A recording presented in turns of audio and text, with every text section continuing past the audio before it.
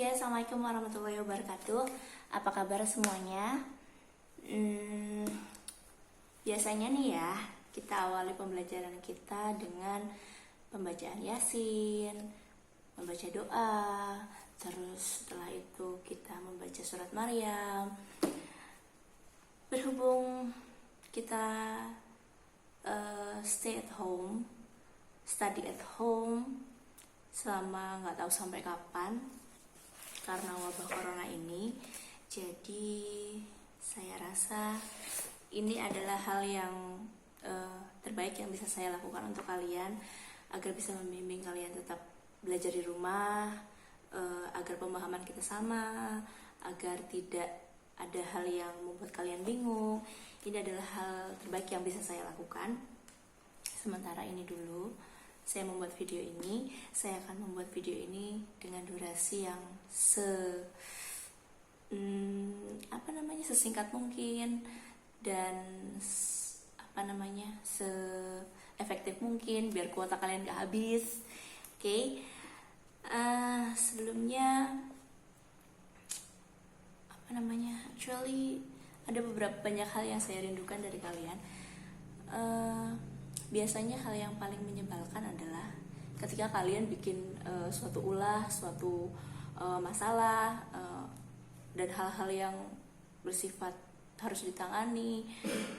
Biasanya saya akan bilang, kenapa sih setiap minggu tuh ada aja masalahnya? Kenapa setiap minggu tuh ada aja yang harus harus diselesaikan? Kenapa sih nggak bisa tenang aja dalam waktu 1 minggu aja?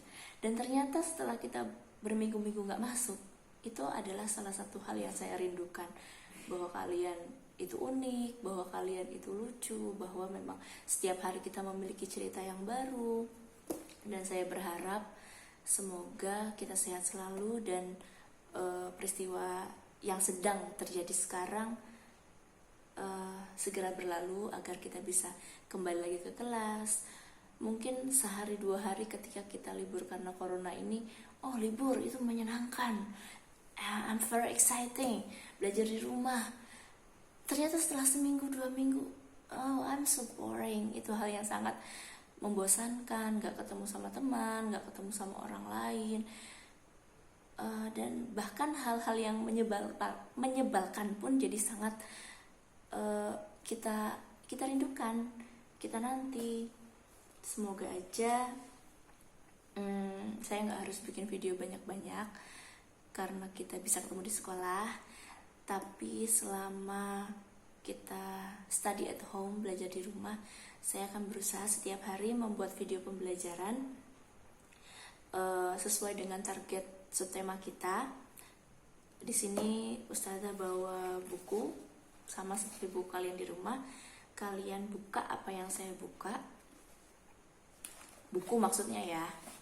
Terus jadi kita belajar bersama. Kamu tonton, kalau misalnya nggak paham kamu bisa tonton lagi.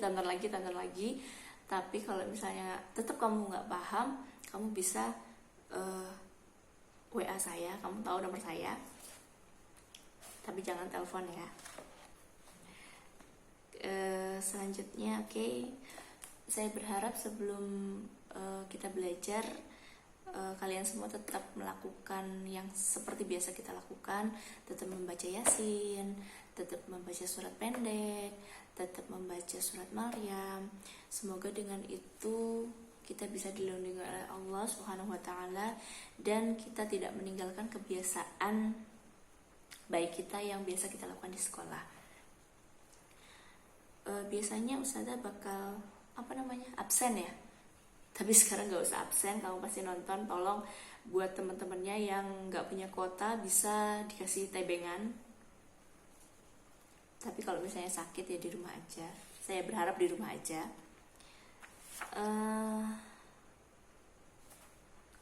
Ridho, Alif masih di rumah Erval. Oke, boleh berdua. Mas Hefsil tolong Mas Andika dan Mas Ridho. Siapa yang dekat rumah Mas Ridho? Yaitu ya. Sekarang tolong dibuka halaman 98, buku tema dengan judul Lingkungan Sahabat Kita, tema 8 ya. subtema 3 pembelajaran 1. Di subtema 8, 98, kalian akan melihat mbak-mbak, si adik cantik ini loh, yang pakai baju apa? Pakai baju encim. Halaman 98 ada pertanyaan. Apa syarat-syarat air yang layak kita gunakan sebagai air minum dan untuk memasak? Nah, itu adalah pertanyaan awal untuk pembelajaran subtema 3 pembelajaran 1. Pertanyaan kedua adalah bagaimana kualitas air yang dapat digunakan untuk mencuci pakaian? Ketiga, bagaimana kualitas air yang dapat digunakan untuk menyiram tanaman? Seharusnya kita diskusi per kelompok karena kamu semua ada di rumah, boleh didiskusikan bersama orang tua. Setelah didiskusikan, otomatis kamu kan pasti punya jawaban sendiri-sendiri ya. Nah, sekarang kita compare, kita samakan persepsi kita untuk memahami dan menemukan jawabannya. Di halaman 100 kamu buka, 100 masih tetap buku tema. Ada judul air untuk kebutuhan sehari-hari. Biasanya yang membaca Mas Ridho, tapi karena sekarang low bad bro. Nah, biasanya Mas Ridho yang baca, tapi karena sekarang Mas Ridho gak mungkin membaca di sebelah saya, maka akan saya bacakan bahwa air untuk kebutuhan sehari-hari itu ada banyak, seperti yang tadi, bisa untuk mencuci, memasak, menyiram tanaman, minum, mandi. Terus kalau kita karena kita muslim, kita wudhu, terus mandi wajib, mandi junub. Banyak hal yang kita lakukan dengan air. Air adalah sumber kehidupan kita. Tanpa air nggak tahu kita akan jadi apa. Di tema-tema sebelumnya kita sudah belajar tentang daur air, mulai dari air itu ada di laut, menguap, menjadi awan, lalu berubah menjadi awan. Setelah itu dia akan kembali lagi ke laut. Itu sudah kita pelajari. Nah, sekarang kita akan mau pelajari air yang seperti apa sih yang bisa kita gunakan dalam kehidupan kita sehari-hari, seperti yang tadi, misalnya memasak, mencuci, dan lain sebagainya. Kamu buka di halaman 100, dan untuk buku pendalamannya kamu buka di halaman 55. Di situ tolong dibaca dulu selama ini videonya, kamu skip dulu, di skip. Setelah itu kamu baca 2 kali balik. Oh iya, sorry banget videonya kualitasnya nggak bagus, kali ini pakai kamera depan. Kalau misalnya pakai kamera itu mindahnya kan lama, ini pakai kamera depan, jadi videonya agak buruk-buruk. Ini kucing ngapain sih? Nah, sudah.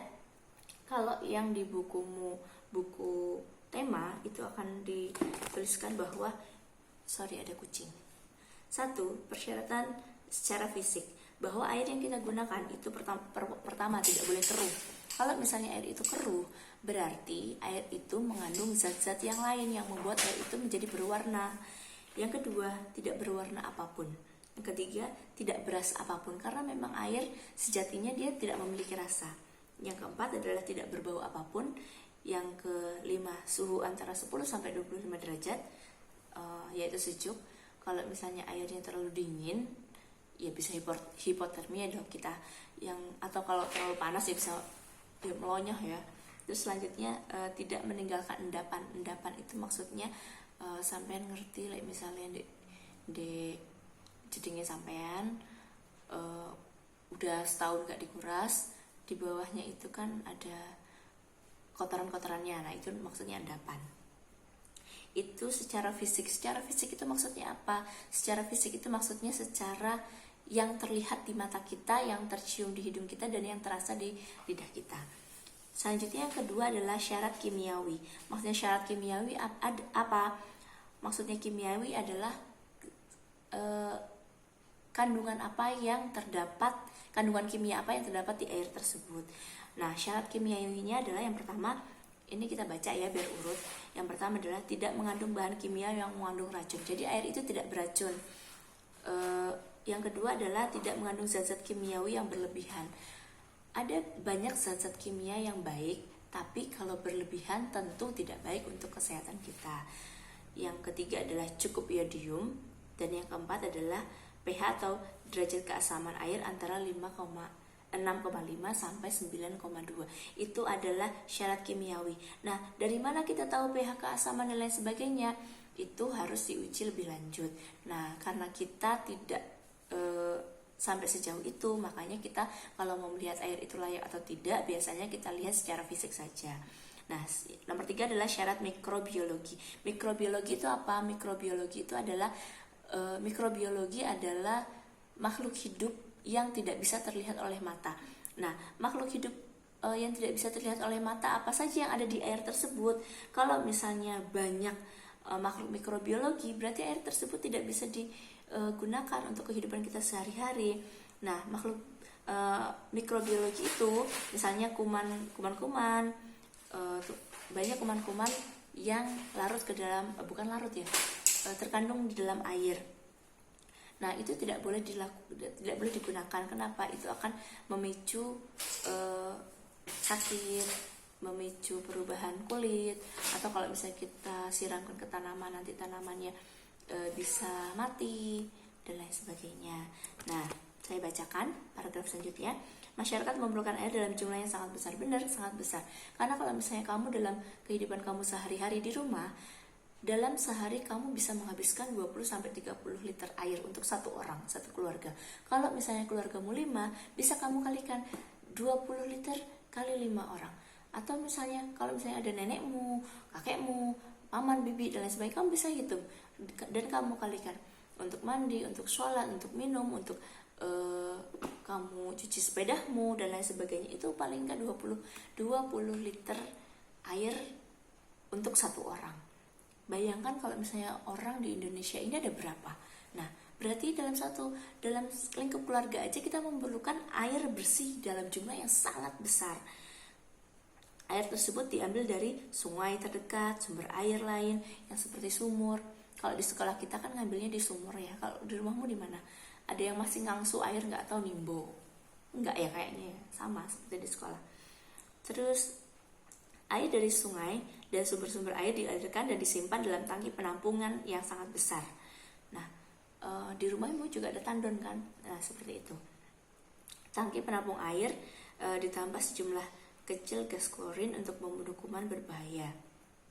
Jadi, karena kalau misalnya air itu menggenang dan tidak bergerak, biasanya akan banyak muncul makhluk mikrobiologi tadi.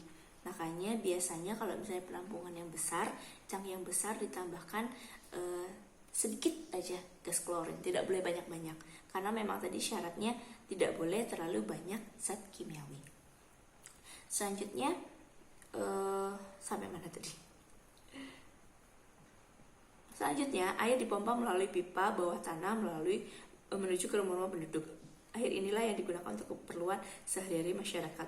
Itu kalau misalnya pump ya, misalnya kita di rumah ya langsung aja ya, dari sumur lalu ke tandon, sampai ke tandon langsung kita gunakan. Sumber air lainnya didapat dari penggalian tanah. Nah, itu rumah kita. Lubang penggalian ini dinamakan sumur. Masyarakat membuat sumur sebagai sumber air untuk keperluan sehari-hari.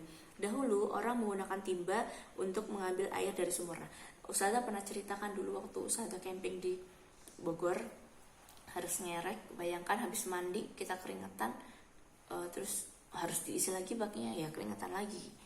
Namun sekarang kita dapat menggunakan pompa air bertenaga listrik. Dengan pompa itu air dialirkan ke atas melalui pipa-pipa menuju ke bak penampungan air, kamar mandi, dapur, dan tempat-tempat lain di rumah. Oke. Jadi itu menurut tema. Itu hampir sama persis dengan halaman 55. Nah, Ustazah tambahkan lagi, karena kita muslim, air bersih atau kita biasa menyebutnya, hampir menyamakannya dengan air suci. Air suci yang kita gunakan pertama sama, dalam Islam sudah diajarkan tidak berbau, tidak berasa, terus tidak berwarna. Terus habis itu ada lagi yang satunya lagi yang tidak disebutkan tadi di sini, adalah jumlahnya lebih dari 2 kula. Kenapa jumlahnya harus banyak dalam Islam? Karena ditakutkan air yang tidak berasa, tidak berbau, tidak berwarna masih terdapat kandungan kimiawi di dalamnya yang tidak terlihat, atau kandungan mikrobiologi yang tidak terlihat. Kalau misalnya air itu sedikit, terdapat campuran-campuran seperti itu akan berbahaya. Tapi kalau airnya banyak, kalau misalnya campurnya sedikit, itu masih bisa ditoleransi oleh kita, oleh hewan ternak kita, atau oleh tanaman kita. Makanya dalam Islam, kalau misalnya mau menggunakan air harus yang suci dan mensucikan, salah satunya adalah dia berjumlah banyak atau lebih dari 2 kula. Kalau dalam kondisi yang memungkinkan. Kalau misalnya memang airnya sedikit, maka lebih baik kita bertayamum untuk bersuci. Nah, di halaman 102 untuk pembelajaran tema, sampean-sampean bisa lihat bahwa kamu harus ngisi di situ air untuk kebutuhan sehari-hari itu apa aja seperti yang tadi. Nah, kamu di rumah digunakan untuk apa aja? Siapa tahu enak sing ngedusi pedete, sapine, terus kucing. Nah, itu juga kan pakai air. Nggak mungkin kita mandiin kucing atau mandiin sapimu pakai debu kan, nggak mungkin sapimu bokong tayamum saya. Jadi pakai air. Nah, di situ selanjutnya kamu setelah mendengarkan video ini, membaca bukumu, kamu lihat air di kamar mandimu. Apakah air di kamar mandimu itu sudah cocok dengan penjelasan kita tadi, bahwa air di rumahmu itu benar-benar bersih, sudah memenuhi syarat belum? Syarat fisik, syarat kimiawi, sama syarat mikrobiologi itu sudah memenuhi atau belum? Sampai yang lihat di rumah masing-masing. Nah, selanjutnya sebenarnya pembelajaran satu itu cuma belajar itu, materinya sedikit, tapi yang jelas itu harus kita terapkan dalam kehidupan sehari-hari kita. Jangan asal ambil air. Misalnya, aku ngelak mari tulinan, ambil kanca-kancamu dek kali, mari ngono sampai ngelak, mari ngono pakai banyu, mari ngono banyu kaliku mbok ombe, enggak oleh. Kan kamu sudah belajar bahwa air yang digunakan untuk kita harus pertama syaratnya tidak berbau, tidak berasa, dan lain sebagainya, seperti di halaman 98 tadi atau halaman 55 tadi di buku pendalaman. Atau misalnya sampean katanya ngombeni kucingnya, ngambil airnya sembarangan, nih kucingmu iso mati rek. Oke, selanjutnya untuk tugas hari ini cukup mengerjakan halaman 56 sampai 57. Kalau misalnya ada pertanyaan, kamu bisa tanyakan lewat WA, bisa lewat grup, bisa lewat Japri, ya, bisa lewat mana aja. Yang nggak boleh adalah kamu ke rumah saya. Kenapa? Karena kita stay at home, saya bekerja di rumah, kamu belajar di rumah. Semoga video ini bisa membantu kita semua untuk menyamakan persepsi kita, pemahaman kita untuk tema 8, subtema 3, pembelajaran 1. Itu pembelajaran hari ini, jangan lupa dikerjakan. Dan selanjutnya hafalannya harus bertambah. Kalau misalnya kemarin sebelum libur hafalannya sampai al-buruj, ya harus nambah lagi. Syukur-syukur sampai amma yatasaalun 'anil naba'il 'azim, itu syukur-syukur sampai situ. Jangan lupa kita ajak anggota keluarga kita untuk membaca Yasin agar kamu nggak lupa. Sayang sudah hafal sampai 83, nanti masuk jangan-jangan 38. Atau kalau misalnya sudah lancar, nanti jadinya kan kita harus mengulang lagi dari awal. Makanya, satunya lagi, sholat ya Mas Alif, Ridho, Andika, dan yang lain, dan lain-lainnya, jangan tidak sholat. Syukur-syukur kamu masih sholat duha, ya Allah, amin. Oke, sekian pembelajaran kali ini. Sudah 20 menit, nanti kuotamu habis usaha panjang-panjang. Saya akhiri, wassalamualaikum warahmatullahi wabarakatuh. Cia.